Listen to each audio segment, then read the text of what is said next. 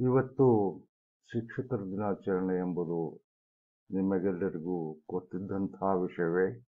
ಈ ಸಂದರ್ಭದಲ್ಲಿ ನಾನು ಸಮಸ್ತ ಗುರುವೃಂದಕ್ಕೆ ವಂದನೆಗಳನ್ನು ಸಲ್ಲಿಸ್ತಾ ಇದ್ದೇನೆ ಹಾಗೂ ಅವರಿಗೆ ಶುಭಾಶಯಗಳನ್ನು ಕೋರ್ತಾ ಇದ್ದೇನೆ. ಈ ಸಂದರ್ಭದಲ್ಲಿ, ಇವತ್ತಿನ ಸಂದರ್ಭದಲ್ಲಿ ಶಿಕ್ಷಕರು, ವಿಶೇಷವಾಗಿ ಗಣಿತ ಶಿಕ್ಷಕರು, ಕೆಲವೊಂದು ಸಂಗತಿಗಳನ್ನು ಅರಿಯಬೇಕೆಂಬುದು ನನ್ನ ಆಶಯ. ಈ ಸಂಗತಿಗಳನ್ನು, ಸಲಹೆಗಳು ಅಥವಾ ಈ ಜಾರ್ಜ್ ಪೋಲಿಯಾನ ಭಾಷೆಯಲ್ಲಿ 10 ಕಮಾಂಡ್ಮೆಂಟ್ಸ್ ಅಂತ ಈ ಬೈಬಲ್ ಭಾಷೆಯಲ್ಲಿ ಅವನು ಹೇಳ್ತಾ ಇದ್ದಾನ.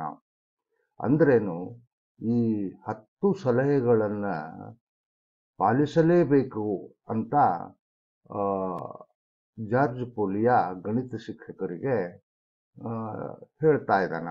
ಯಾರು ಈ ಜಾರ್ಜ್ ಪೋಲಿಯಾ? ಜಾರ್ಜ್ ಪೋಲಿಯಾ ಹಂಗೇರಿಯ ಪ್ರಸಿದ್ಧ ಗಣಿತಜ್ಞನು. ಇವನು ಇಡೀ ಜೀವಿತಾವಧಿಯನ್ನು ಬೋಧನೆ ಮತ್ತು ಸಂಶೋಧನೆಗಳಲ್ಲಿ ತೊಡಗಿಕೊಂಡವನು. ಸಂಶೋಧನೆಗಿಂತ ಅವನು ತನ್ನ ಬೋಧನಾ ಚಾಕಚಕ್ಯತೆಗೆ ಹೆಸರುವಾಸಿಯಾದಂಥ ಈ ಗಣಿತಜ್ಞನು. ಇವನು 10 ಕಮಾಂಡ್ಮೆಂಟ್ಸ್ ಅಂತ ಹೇಳ್ತಾ ಇದ್ದಾನ. ಅವುಗಳನ್ನು ನಾನು ಸಲಹೆಗಳು ಅಂತ ಅಥವಾ ಬೈಬಲ್ ಭಾಷೆಯಲ್ಲಿ ಆದೇಶಗಳು ಅಂತ ಅನ್ಬಹುದು. ಯಾವುವು ಆದೇಶಗಳು? ಶಿಕ್ಷಕರಿಗೂ ಅವುಗಳನ್ನು ಯಾಕೆ ಅರಿಯಬೇಕು ಮತ್ತು ಅವುಗಳನ್ನು ಅನುಸರಿಸಬೇಕು ಅನ್ನೋದನ್ನು ನಾನಿಲ್ಲಿ ಒಂದೊಂದಾಗಿ ತಿಳಿಸಬಯಸುತ್ತೇನೆ. ಈ 10 commandments for mathematics teacher, George Polya ಇವನು 1887 ಮತ್ತು 1985 ಕಾಲಘಟ್ಟದಲ್ಲಿ ಇದ್ದಂಥ ಗಣಿತಜ್ಞನು. ಇವನು 10 ಕಮಾಂಡ್ಮೆಂಟ್ಸ್ ಅಂತ ನಾನು ಹೇಳಿದ್ನಲ್ಲ, ಏನು ಹೇಳಿದ ನಾವು ಯಾವುವು ಅನ್ನೋದನ್ನು ನಾನು ಒಂದೊಂದಾಗಿ ಇಲ್ಲಿ ವಿವರಿಸ್ತಾ ಇದ್ದೀನಿ. 1 ಏನಪ್ಪ? B interested in your subject ಅಥವಾ ಲವ್ ಯುವರ್ ಸಬ್ಜೆಕ್ಟ್ ಅಂತ ಹೇಳಿದಂಗ. ಈ ಮತ್ತೊಬ್ಬ ಅಮೆರಿಕೆಯ ಗಣಿತಜ್ಞ ಸರ್ಜ್ ಲ್ಯಾಂಗನ್ ಅವ ಒಂದು ಮಾತು ಹೇಳ್ತಾನ. ಅವನು ತನ್ನ ಬೋಧನಾ ಕೌಶಲ್ಯಕ್ಕೆ ಅವನು ಸಹ ಎಷ್ಟೊಂದು ಹೆಸರುವಾಸಿಯಾಗಿದ್ದಾನಂದ್ರೆ, ಈ ಒಂದು ಸಲ ಅವನು 3 ಉಪನ್ಯಾಸಗಳನ್ನು ಏರ್ಪಡಿಸಿದ್ದ. ಆ 3 ಉಪನ್ಯಾಸಗಳು ಗಣಿತದ ಮೇಲೆ 3 ಉಪನ್ಯಾಸಗಳು ಯಾವುವು ಅಂದ್ರ, ಯಾರಿಗೆ ಅಂದ್ರ, ಗಣಿತ ಯಾರಿಗೆ ಗೊತ್ತಿರುವುದಿಲ್ವೋ ಅವರಿಗೆ ತಿಳಿಯುವಂತೆ ಪಾಠ ಮಾಡುವಂಥ ಒಂದು ಚಾಲೆಂಜ್ ಅಂತ ಅನ್ಬಹುದು. ಸರ್ಜ್ ಲ್ಯಾಂಗ್ ಅಂಥ 3 ಉಪನ್ಯಾಸಗಳನ್ನು ಏರ್ಪಡಿಸ್ತಾನ. ಮೊದಲನೇ ಉಪನ್ಯಾಸದಲ್ಲಿ ಮೊಟ್ಟ ಮೊದಲು ಈ ಸಭಿಕರಿಗೆ ಒಂದು ಪ್ರಶ್ನೆ ಕೇಳ್ತಾನ. ಏನು ಅಂದ್ರ, ವಾಟ್ ಈಸ್ ಮ್ಯಾಥಮೆಟಿಕ್ಸ್ ಅಂತ. ಆವಾಗ ಸಭಿಕರಲ್ಲಿ ನಾನಾ ಥರದ ಉತ್ತರಗಳನ್ನು ಹೇಳ್ತಾರ. ಒಬ್ಬವ ಸ್ಟಡಿ ಆಫ್ ನಂಬರ್ಸ್ ಅಂತ ಹೇಳಿದ್ರೆ, ಇನ್ನೊಬ್ಬವ ಸ್ಟಡಿ ಆಫ್ ಜೋಮೆಟ್ರಿ ಅಂತ ಹೇಳ್ತಾನ, ಮತ್ತೊಬ್ಬವ ಸ್ಟಡಿ ಆಫ್ ಫಾರ್ಮುಲಾ. ಹೀಗೆ ನಾನಾ ಥರದ ಉತ್ತರಗಳನ್ನು ಆ ಸಭಿಕರು ಹೇಳ್ತಾ ಇದ್ದಾರೆ ಒಬ್ಬೊಬ್ಬರಾಗಿ. ನಂತರ ಕೆಲವು ಕ್ಷಣಗಳ ನಂತರ ಸರ್ಜ್ ಲ್ಯಾಂಗ್ ಮತ್ತೊಂದು ಪ್ರಶ್ನೆಯನ್ನು ಸಭಿಕರ ಮುಂದೆ ಇಡ್ತಾನ. ಅದು ಏನು ಅಂದ್ರ, ವಾಟ್ ಈಸ್ ಮ್ಯೂಸಿಕ್ ಅಂತ ಕೇಳ್ತಾನ. ಈ ಪ್ರಶ್ನೆಗೆ ಉತ್ತರವಾಗಿ ಎಲ್ಲರೂ ಖುಷಿಯಿಂದ, ಸಂತೋಷದಿಂದ ಅದರ ಬಗ್ಗೆ ಹೇಳ್ತಾರ. Music is something which gives a pleasure to everybody. ಮತ್ತೊಬ್ಬ ಹೇಳ್ತಾನ, music is something which gives a pleasure in a disturbed soul, for a disturbed soul ಅಂತ ಹೇಳ್ತಾನೆ. ಮತ್ತೊಬ್ಬವ, oh, it is something which you can't explain, but it gives a chill in the spine. ಬೆನ್ನು ಹುರಿಯಲ್ಲಿ ರೋಮಾಂಚನ ಆಗ್ತದ ಅಂತ ಹೇಳ್ತಾನೆ. ಎಷ್ಟೊಂದು ಖುಷಿಯಿಂದ ಹೇಳ್ತಾರಲ್ಲ. ಸರ್ಜ್ ಲ್ಯಾಂಗ್ ಮತ್ತೆ ಹೇಳ್ತಾರ, ಈ ಸಂಗೀತದ ಬಗ್ಗೆ ಇಷ್ಟೊಂದು ಫ್ಲವರಿ ವರ್ಡ್ಸ್ ಯೂಸ್ ಮಾಡಿದಾರಲ್ಲ.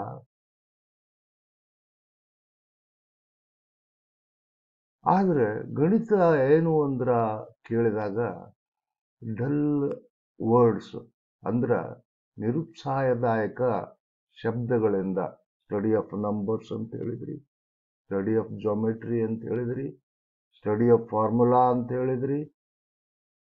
ಆದ್ರ ಸಂಗೀತದ ಬಗ್ಗೆ ಮಾತ್ರ ಅಗದಿ ಏನು ಫ್ಲವರಿ ವರ್ಡ್ಸ್ ಯೂಸ್ ಮಾಡಿ ಖುಷಿಯಿಂದ ಹೇಳಿದ್ರಿ. ಯಾಕ ಹೀಗೆ ಯಾಕಾಗತ್ತ? ಗಣಿತ ಮತ್ತು ಸಂಗೀತದ ನಡುವೆ ನಿಮ್ಮ ಅಭಿಪ್ರಾಯ ಹೀಗ್ಯಾಕೆ ಅಂತ ಕೇಳ್ತಾನ. ಅದಕ್ಕೆ ತಾನೇ ಉತ್ತರ ಹೇಳ್ತಾನ. ಸಂಗೀತದ ಬಗ್ಗೆ ನೀವು ಹೇಳಿದ್ರಲ್ಲ,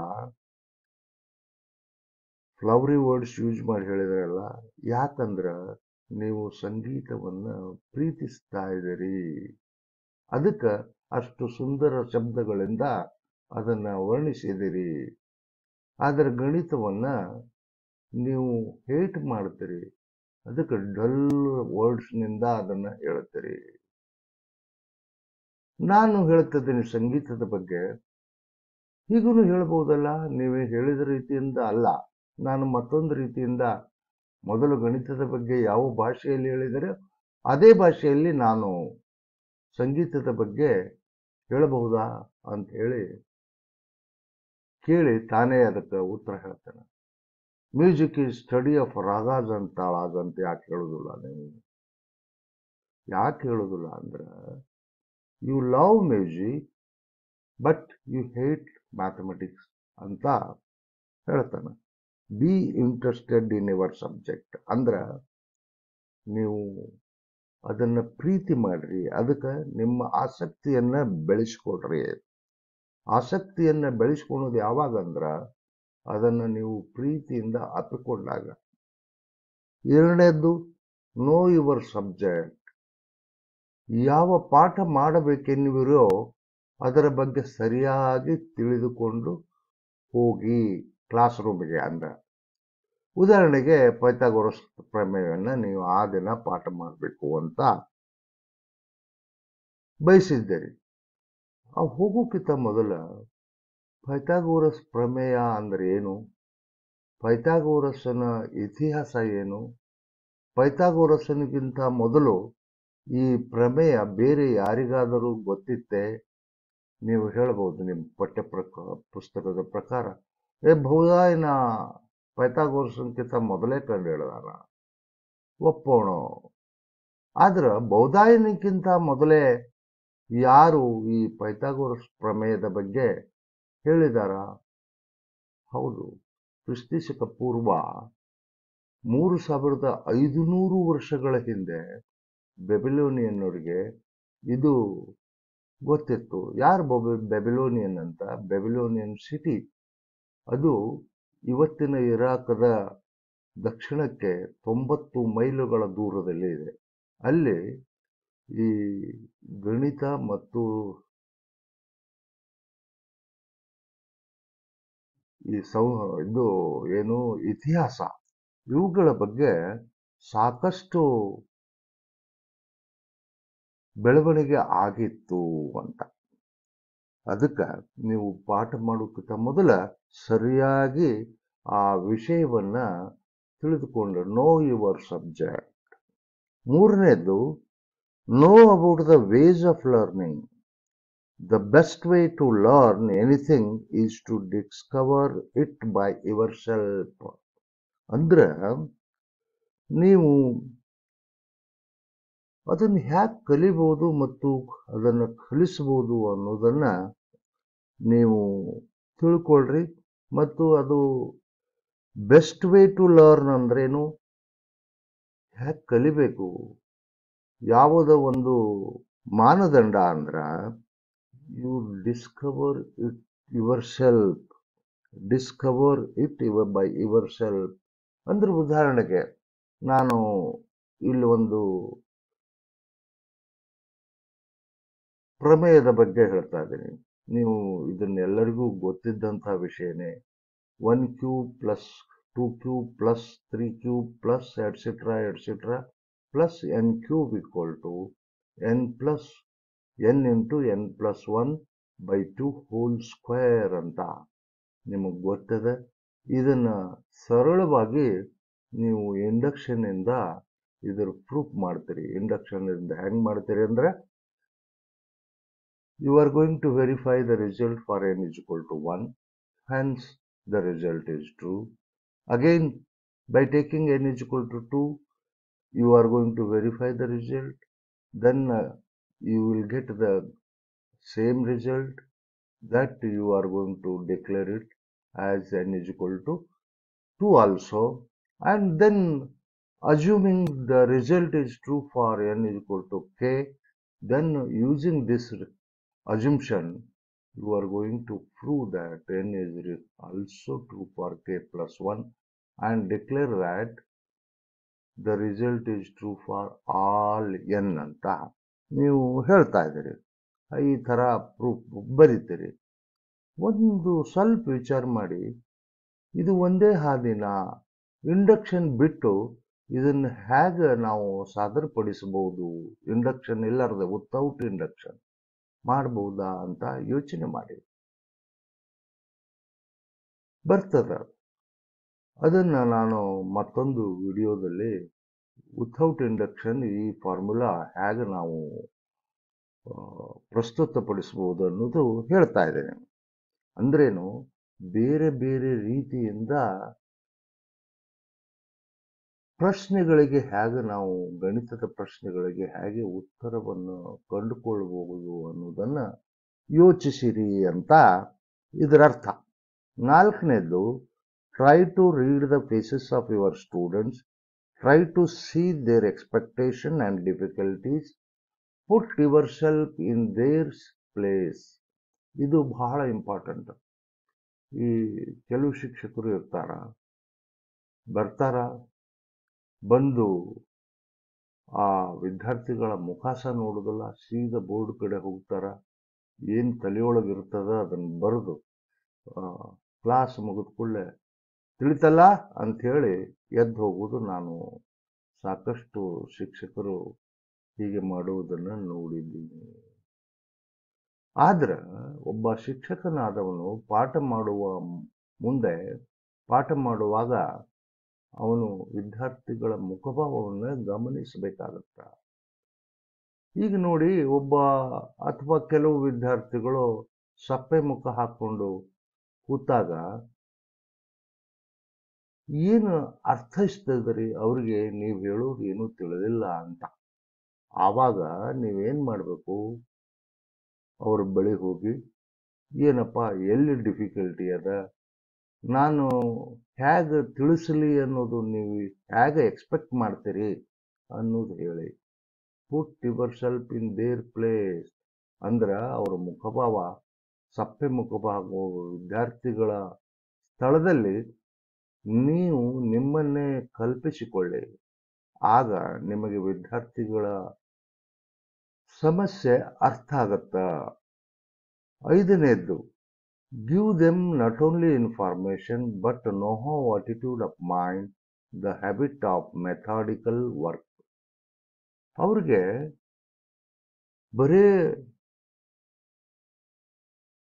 ಇನ್ಫಾರ್ಮೇಶನ್ ಕೊಡುವುದಲ್ಲ ವಿದ್ಯಾರ್ಥಿಗಳಿಗೆ, ಅವ್ರಿಗೆ ಅದರ ಆಳ ಅಗಲ, know how attitude of the mind, ಆ ಸಮಸ್ಯೆಯ ಆಳ ಅಗಲವನ್ನ ಅವರ ಮನಸ್ಸಿಗೆ ಹೋಗುವಂತೆ ಹೇಳಬೇಕು.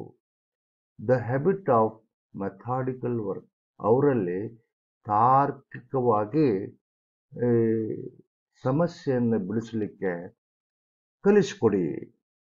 ಇನ್ನು ಆರನೇದು, let them learn by guessing. ಒಂದು ಪ್ರಶ್ನೆ ನೀವು ಈ ಬ್ಲ್ಯಾಕ್ ಬೋರ್ಡ್ ಮೇಲೆ ಬರೀತೀರಿ, ಇದ್ರ ಉತ್ತರ ಏನ್ರಪ್ಪ ಅಂತ ಕೇಳಿ ಮುಂದೆ ಅದನ್ನ ನೀವೇ ಹೇಳುವುದಲ್ಲ, ಅವರಿಗೆ ಗೆಸ್ ಮಾಡಲಿಕ್ಕೆ, ಆ ಉತ್ತರ ಏನಿರಬಹುದು ಅಂತ ಗೆಸ್ ಮಾಡಲಿಕ್ಕೆ ಅವಕಾಶ ಮಾಡಿಕೊಡಿ ಅಂತ.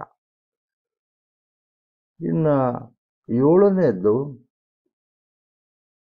Let them learn proving. ಅದನ್ನ ಪ್ರಶ್ನೆ ಅಥವಾ ಪ್ರಮೇಯವನ್ನ ಹೇಗೆ ಪ್ರೂಫ್ ಮಾಡಬೇಕು ಅನ್ನೋದು ಅವರೇ ಕಲಿತುಕೊಳ್ಳಿ, ಅದಕ್ಕೆ ಅವಕಾಶ ಮಾಡಿಕೊಡಿ. 8ನೇದ್ದು look out for such features of problem at hand and as may be useful in solving the problem to come. Try to disclose the general pattern and lies behind the present concrete situation. ಅವರಿಗೆ ಈ ಏನಪ್ಪಾ ಅಂತಂದ್ರ ವಿದ್ಯಾರ್ಥಿಗಳಿಗೆ ಒಂದು ಸಮಸ್ಯೆಯನ್ನು ಕೊಟ್ಟು ಆ ಕೆಲವು ಹಿಂಟ್ ಅಷ್ಟೇ ಕೊಡಬೇಕು, ಇಡೀ ಪಾಠ ಅಥವಾ ಪ್ರೂಫ್ ಕೊಡಬಾರದು ಅಂತ ಅದರ ಅರ್ಥ. ಈಗ ಉದಾಹರಣೆಗೆ ಈ ನಾನು ಹೇಳಿದ್ದೇನೆ 1³ + 2³ 1³ ಅಂದ್ರೆ 1, 2³ ಅಂದ್ರೆ 9, 3³ ಅಂದ್ರೆ 36 ಆಗತ್ತ. ಹಾಗಾದ್ರೆ n³ ಏನಿರಬಹುದು ಅನ್ನೋದು ಅವ್ರಿಗೆ ಗೆಸ್ ಮಾಡಲಿಕ್ಕೆ ನೀವು ಬಿಟ್ಬಿಡಿ. ಜನರಲ್ ಪ್ಯಾಟರ್ನ್ ಅದು ಏನು, 1³ + 2³ + 3³ et cetera plus n³ n × n + 1 divided by 2 whole square ಅನ್ನೋದು ಜನರಲ್ ಪ್ಯಾಟರ್ನ್. ಈ ಮೊದಲಿನ 2-3 ಬೆಲೆಗಳನ್ನ ಕೊಟ್ಟು ಜನರಲ್ ಪ್ಯಾಟರ್ನ್ ಹೆಂಗಿರುತ್ತಪ್ಪ ಅಂತನ್ನೋದು ಅವರಿಂದನೇ ಉತ್ತರ ಬರುವಂತೆ ಅವರಿಗೆ ಅವಕಾಶ ಮಾಡಿ. ಜನರಲ್ ಪ್ಯಾಟರ್ನ್ ಅಂದ್ರೆ ಏನು ಮತ್ತು ಅದನ್ನ ನಾವು ಹೇಗೆ ಇಡಬಹುದು ಅನ್ನೋದನ್ನ ಅವರಿಗೆ ತಿಳಿಸ್ಕೊಡಿ. ಆಮೇಲೆ 9ನೇದು do not give away your whole secret at once. Let the students guess before you tell it. Let them find out by themselves as much as feasible or possible also. As much as feasible or possible. ಅಂದ್ರೆ ನೀವು ಒಂದು ಪ್ರಮೇಯವನ್ನ ವಿದ್ಯಾರ್ಥಿಗಳಿಗೆ ತಿಳಿಸಬಯಸ್ತೀರಿ ಅಂತ ತಿಳ್ಕೊಳ್ರಿ. ಆವಾಗ ಇಡೀ ಪ್ರಮೇಯದ proof ನೀವು ಬರ್ಕೋತ ಹೋಗ್ಬೇಡ್ರಿ ಅಂತ ಇದರ ಅರ್ಥ. ಈ ಪ್ರಮೇಯವನ್ನು ಪ್ರೂಫ್ ಮಾಡಲಿಕ್ಕೆ ಕೆಲವು ಸಲಹೆಗಳನ್ನು ಕೊಡಿ. ಎಂಥ ಸಲಹೆ ಅಂತಂದ್ರ ಈ ಪ್ರಮೇಯವನ್ನ ನಾವು ಹೇಗೆ ಪ್ರೂಫ್ ಮಾಡಬೇಕು. ಉದಾಹರಣೆಗೆ ಪೈಥಾಗೋರಸ್ ಥಿಯರಮ್ ತಗೊಳ್ಳಿ. Pythagoras theorem a² + b² = c². ಅಂದ್ರೆ square of the hypotenuse = sum of the squares of the other two sides. ಇದನ್ನ ಪ್ರೂಫ್ ಮಾಡಬೇಕಾದ್ರ ಏನು ಹಿಂದಿನ ಪಾಠಗಳ ಪರಿಣಾಮಗಳನ್ನು ನಾವು ಏನು ಬಳಸಬಹುದು ಅನ್ನೋದನ್ನ ಅವರಿಗೆ ಹಿಂಟ್ ಕೊಡಿ. ಏನಿಲ್ಲೇ ನಿಮಗೆಲ್ಲರಿಗೂ ಗೊತ್ತು, ಈ ಸಿಮಿಲರ್ ಟ್ರಯಾಂಗಲ್ ಪ್ರಾಪರ್ಟಿ ಉಪಯೋಗ ಮಾಡಿ ಪೈಥಾಗೋರಸ್ ಥಿಯರಮ್ ಅನ್ನ ಪ್ರೂಫ್ ಮಾಡಿದ್ದು ನಿಮಗೆ ಗೊತ್ತು. ಆ ಪ್ರೂಫ್ ಮಾಡೋಕ್ಕಿಂತ ಮೊದಲ ಸಿಮಿಲರ್ ಟ್ರಯಾಂಗಲ್ ಅಂದ್ರೆ ಏನು, ಸಿಮಿಲರ್ ಟ್ರಯಾಂಗಲ್ ಒಂದು ಪ್ರಾಪರ್ಟೀಸ್ ಏನು, ಅದನ್ನ ಹೇಗೆ ಉಪಯೋಗ ಮಾಡಬೇಕು ಅನ್ನೋದು ಅಷ್ಟೇ ಹೇಳಿ. ನೀವು ಇಡೀ ಪ್ರೂಫ್ ಬರೀಲಿಕ್ಕೆ ಹೋಗ್ಬೇಡ್ರಿ ಅಂತ. ಅಂದ್ರ ವಿದ್ಯಾರ್ಥಿಗಳಲ್ಲಿ ಕ್ರಿಯಾತ್ಮಕ ಯೋಚನೆಯನ್ನ ಬರುವಂತೆ ನೀವು ವಿದ್ಯಾರ್ಥಿಗಳನ್ನ ತಯಾರು ಮಾಡ್ರಿ ಅಂತ ಇದರ ಅರ್ಥ. ಇನ್ನು 10ನೇದ್ದು ಸಜೆಸ್ಟ್ ಇಟ್, ಸಲಹೆ ಕೊಡಿ. Don't force it down their throats. ಆ ವಿಷಯವನ್ನ ವಿದ್ಯಾರ್ಥಿಗಳ ಗಂಟಲಲ್ಲಿ ತುರುಕಬೇಡಿ, ಸಲಹೆ ಮಾತ್ರ ಕೊಡಿ ಅವರಿಗೆ. ಇಷ್ಟು 10 ಸಲಹೆಗಳನ್ನ ಜಾರ್ಜ್ ಪೋಲಿಯಾ 10 ಕಮಾಂಡ್ಮೆಂಟ್ಸ್ ಅಂತ ಹೇಳ್ತಾ ಇದ್ದಾನೆ. ಅಂದ್ರೆ ಪಾಲಿಸಲೇಬೇಕಾದಂತ ಈ 10 ಆದೇಶಗಳು ಅಂತ ಹೇಳಬಹುದು. ಈ ಜಾರ್ಜ್ ಪೋಲಿಯಾ ಈ ಮ್ಯಾಥಮೆಟಿಕ್ಸ್ ಹ್ಯಾಂಗ್ ಕಲಿಸಬಹುದು ಅನ್ನೋದು 2 ಪುಸ್ತಕಗಳ ಮುಖಾಂತರ ಅವನು ಗಣಿತ ಜಗತ್ತಿಗೆ ಕೊಡುಗೆಗಳನ್ನು ಕೊಟ್ಟಿದ್ದಾನೆ. ಒಂದನೇ ಪುಸ್ತಕ ಹೌ ಟು ಸಾಲ್ವ್ ಇಟ್. ಈ ಪುಸ್ತಕ ಎಷ್ಟು ಬ್ಯೂಟಿಫುಲ್ ಅದಂದ್ರ, ನೀವು ಕಾದಂಬರಿ ಓದ್ತಿರಲ್ಲ, ಆ ಕಾದಂಬರಿ ತರ ಈ ಪುಸ್ತಕ ಅದ. ಪೆಂಗ್ವಿನ್ ಪಬ್ಲಿಕೇಶನ್ನು ನಿಮ್ಗೆ ಹೆಚ್ಚು ಕಡಿಮೆ ಬುಕ್ ಸ್ಟಾಲ್ನಲ್ಲಿ ಸಿಗ್ತದ. ಇರಲಿಲ್ಲ ಅಂದ್ರೆ ಅಮೆಜಾನ್ದಾಗ ಸಿಗ್ತದ. ಇದರ ಬೆಲೆ ಅಷ್ಟೊಂದು ತುಟ್ಟಿ ಏನಲ್ಲ, ಅಂದ್ರ 350 ಆಸ್ಪಾಸಿನಲ್ಲಿ ಅದೇ. ನಾನು ಈ ಪುಸ್ತಕವನ್ನು ಸಾಕಷ್ಟು ಸಲ ಓದಿದ್ದೀನಿ. ಅಷ್ಟೇ ಅಲ್ಲ, ಕೆಲವು ಆಸಕ್ತರಿಗೆ ಪುಸ್ತಕಗಳನ್ನು ತರಿಸಿನೂ ಕೊಟ್ಟಿದ್ದೀನಿ. ಇದು ಎಲ್ಲ ಕಡೆನೂ ಸಿಗುತ್ತೆ. ಅಮೆಜಾನ್ಗೆ ಹೋಗ್ರಿ, ಆರಾಮ್ ಸಿಗ್ತದೆ ನಿಮ್ಗೆ. ಇನ್ನು ಎರಡನೇ ಪುಸ್ತಕ ಮ್ಯಾಥಮೆಟಿಕಲ್ ಡಿಸ್ಕವರಿ ಅಂತ 2 ವ್ಯಾಲ್ಯೂಮ್ ಅದಾವ. 2 ವ್ಯಾಲ್ಯೂಮ್ ಕೂಡಿಸಿ ಒಂದೇ ವ್ಯಾಲ್ಯೂಮ್ನೊಳಗೂ ಪಬ್ಲಿಷ್ ಮಾಡಿದಾರ. John Willey and sons incorporation ಅಂತ ಈ ಪಬ್ಲಿಕೇಶನ್ ಅದ. ಇದು ಸ್ವಲ್ಪ ತುಟ್ಟಿ ಆಗತ್ತೆ, 4,500 ಏನೋ 5,000 ಐತಿ ಇದರ ಬೆಲೆ. ಈಗಿನ ಕಾಲದಲ್ಲಿ ಇಷ್ಟದ ಬೆಲೆ ಬಹಳ ಅಲ್ಲ. ಆದ್ರೂ ನಿಮ್ಗೆ ಖರ್ಚು ಮಾಡ್ಲಿಕ್ಕೆ ಮನಸ್ಸು ಬರಲಿಲ್ಲ ಅಂದ್ರೆ ಈ ಏನು ವೆಬ್ಸೈಟ್ನಲ್ಲಿ ಇದರ ಸಾಫ್ಟ್ ಕಾಪಿ ಸಿಗ್ತದೆ. ನಾನು ಬೇಕಂದ್ರೆ ಇದರ ಲಿಂಕ್ನು ನಿಮಗೆ ಕಳಿಸ್ಕೊಡ್ತೀನಿ, ಡೌನ್ಲೋಡ್ ಮಾಡಿಕೊಡಿ. ಈ 2 ಪುಸ್ತಕಗಳನ್ನು ಗಣಿತ ಶಿಕ್ಷಕರು ಓದಲೇಬೇಕಾದಂಥ ಪುಸ್ತಕಗಳು. ಆದ್ದರಿಂದ ನಾನು ಈ ಪುಸ್ತಕಗಳನ್ನು ನಿಮಗೆ ರೆಕಮೆಂಡ್ ಮಾಡಿ ನನ್ನ ಈ ಮಾತುಗಳನ್ನು ಮುಗಿಸ್ತೇನೆ. ಮತ್ತೊಮ್ಮೆ ನಿಮಗೆ ಶಿಕ್ಷಕರ ದಿನಾಚರಣೆಯಲ್ಲಿ ಶುಭಾಶಯಗಳನ್ನು ಹೇಳ್ತಾ ನನ್ನ ಮಾತುಗಳನ್ನು ಮುಗಿಸ್ತಾ ಇದ್ದೀನಿ. ನಮಸ್ಕಾರ.